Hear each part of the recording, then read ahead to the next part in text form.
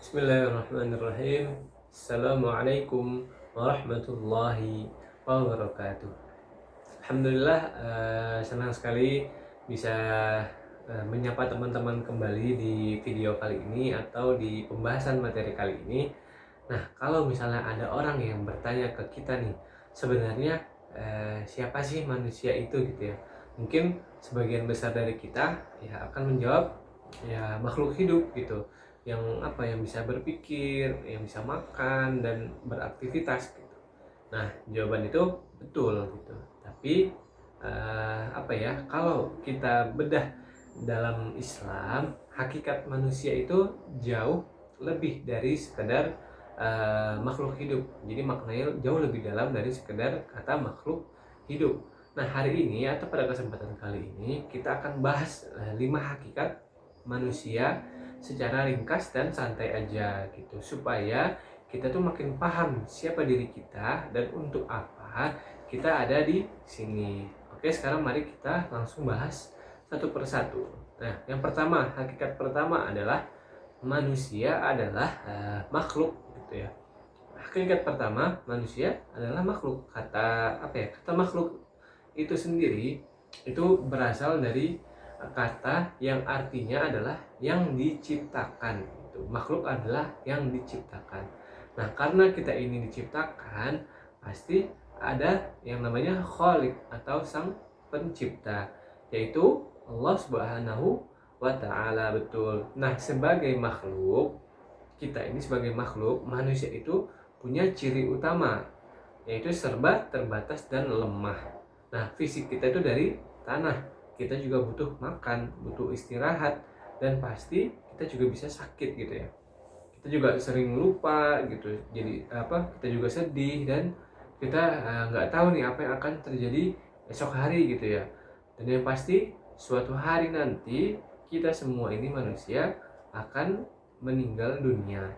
Nah, poin terpenting di sini ya nggak ada alasan bagi manusia untuk sombong gitu. Sehebat apapun teknologi yang diciptakan manusia atau sepintar apapun seseorang, ya kita tetaplah makhluk yang lemah tanpa bantuan dan pertolongan dari Allah Subhanahu wa taala.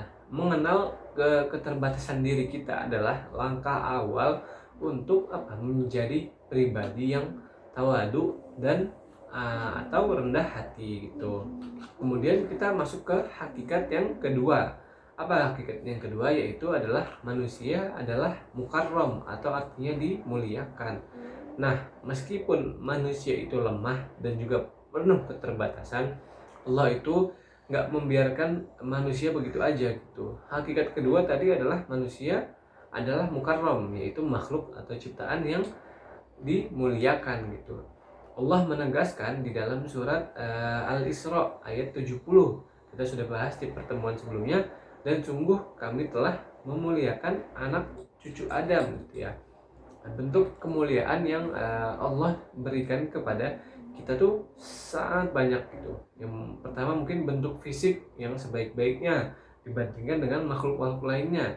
Kemudian kita ditiupkannya roh serta dibekali hati dan akal untuk berpikir. Nah, fasilitas alam semesta yang bisa dimanfaatkan manusia untuk kelangsungan hidupnya juga bisa gitu. Lalu respon kita nih terhadap kemuliaan ini gitu.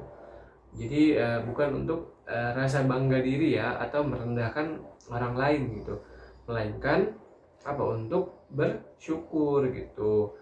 Kelebihan, potensi dan kecerdasan yang kita miliki itu adalah amanah ya, atau dan titipan gitu. Amanah dan titipan dari Allah Subhanahu wa taala untuk dimanfaatkan dalam hal-hal kebaikan. Kemudian hakikat yang ketiga, yaitu manusia adalah mukallaf. Apa itu mukallaf? Yaitu diberi beban atau amanah. Nah, karena manusia tadi sudah dimuliakan dan diberi kelebihan berupa akal dan hati, maka ya konsekuensinya adalah hakikat ketiga, yaitu tadi manusia adalah mukallaf. Apa artinya mukallaf tadi? Itu mukallaf artinya adalah manusia diberi beban perintah dan larangan atau yang biasa disebut dengan syariat, serta tanggung jawab gitu. Manusia diminta untuk taat menjalankan aturan Allah Subhanahu wa taala. Mengapa aturan itu ada gitu pertanyaannya? Karena manusia dibekali akal untuk memahami mana yang baik dan mana yang buruk gitu. Nah, perlu ini penting juga untuk diingat oleh teman-teman semua atau kita semua gitu ya. Aturan atau ibadah yang Allah perintahkan ya seperti sholat 5 waktu ya contoh utamanya gitu. Itu bukanlah untuk kebutuhan Allah gitu ya. Allah itu nggak butuh ibadah kita, itu poinnya. Aturan syariat diciptakan justru untuk kebaikan gitu ya, untuk keselamatan dan keteraturan hidup manusia itu sendiri gitu. Jadi ya kembali untuk ke kita sendiri gitu, manfaat diciptakan syariat gitu. Kemudian kita masuk ke poin yang keempat atau hakikat yang keempat, yaitu manusia adalah mukhayyar atau diberi kesempatan untuk memilih gitu. Nah, meskipun ada aturan dan amanah, hakikat keempat menyebutkan bahwa manusia adalah mukhayyar, yaitu diberi kebebasan untuk memilih jalan hidupnya masing-masing. Manusia ya bukan makhluk yang dipaksa bergerak gitu ya tanpa kehendak. Setiap hari dari bangun tidur sampai tidur lagi itu kita dihadapkan dengan pilihan-pilihan gitu ya.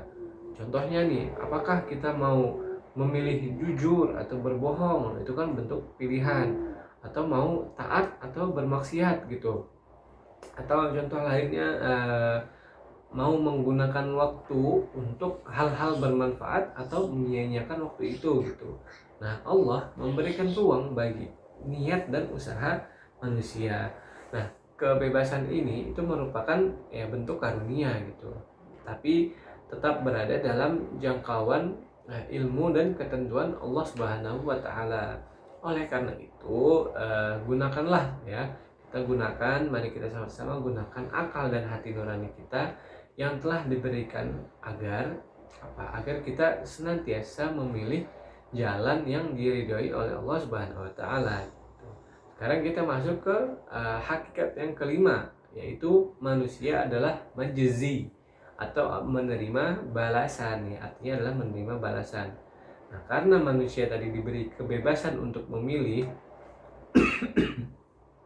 maka sampai pada hakikat yang kelima nih sekarang, yaitu manusia adalah majzi, yaitu makhluk yang akan menerima balasan atas seluruh perbuatannya gitu. Gak ada pilihan atau ucapan yang menguap begitu saja gitu ya. Kehidupan di dunia ini ya pada dasarnya adalah tempat menanam amal gitu ya. Kebaikan yang dikerjakan sekecil apapun kebaikan itu ya akan mendapatkan balasan kebaikan dari Allah Subhanahu wa taala gitu. Begitu juga dengan keburukan atau pelanggaran yang dilakukan gitu ya. Itu juga akan mendapatkan balasan yang adil gitu ya. Nah, dunia ini adalah tempat beramal gitu ya. Atau ya ladang tempat kita menanam gitu bahasa lainnya. Nah, sedangkan akhirat nanti itu adalah tempat untuk memetik hasilnya, menerima balasannya atau memanen hasil dari tanaman kita. Nah, menyadari hal ini membuat kita tuh lebih hidup lebih berhati-hati ya dalam bersikap dan bertindak sehari-hari.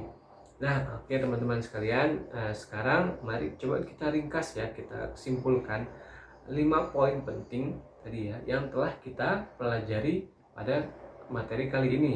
Yang pertama tadi apa? Makhluk, yaitu menyadari kita ini diciptakan oleh Allah, punya banyak batas dan juga nggak boleh sombong gitu.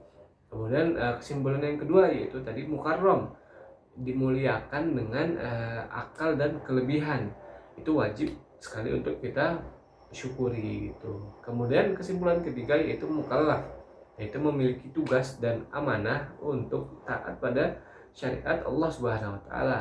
Kemudian kesimpulan yang keempat yaitu mukhayyar, diberi kebebasan untuk memilih jalan kebaikan atau jalan keburukan.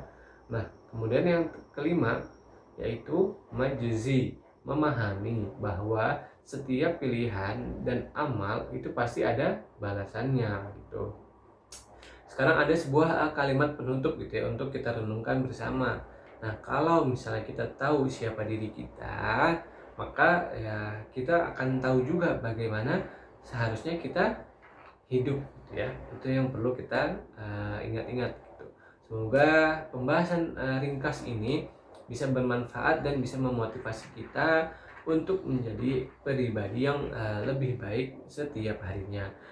Terima kasih banyak buat teman-teman yang sudah mau mendengarkan dan menonton materi pada kali ini. Saya ucapkan juga permohonan maaf bila ada kesalahan dan kekurangan dalam penyampaian isi materi pada kali ini, gitu ya. Billahi taufiq wal hidayah. Assalamualaikum warahmatullahi wabarakatuh.